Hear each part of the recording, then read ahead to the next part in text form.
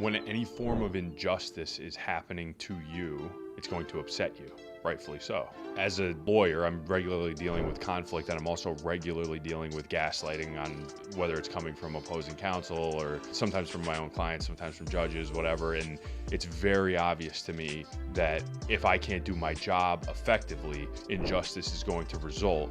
I better know how to handle that in a way that's appropriate. And sometimes that means getting animated and channeling the frustration into a clear and concise statement of the facts. There's a difference between anger and passion.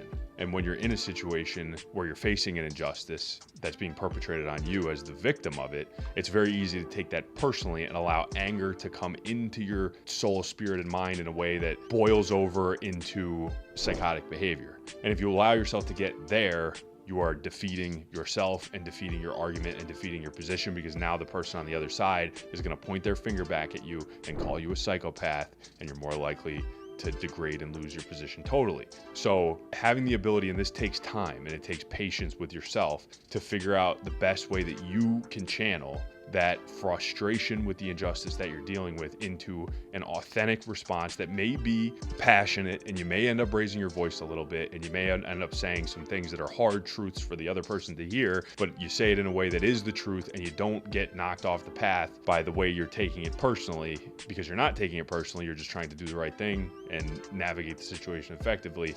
That takes a lot of practice and exercise. And then not to mention, when you allow yourself to spill into that place of the fight to work against the injustice, that anger can ruin your day. It can ruin your week, ruin your month. It could cause you to become depressed after the fact, whatever.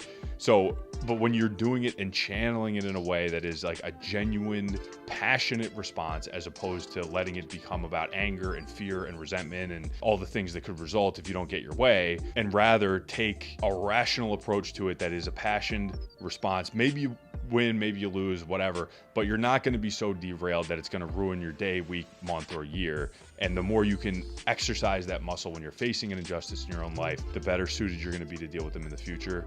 So think carefully about how and when to use the energy and frustration of an injustice being perpetrated onto you by some external force, and try to learn how to deal with it with rational passion rather than anger.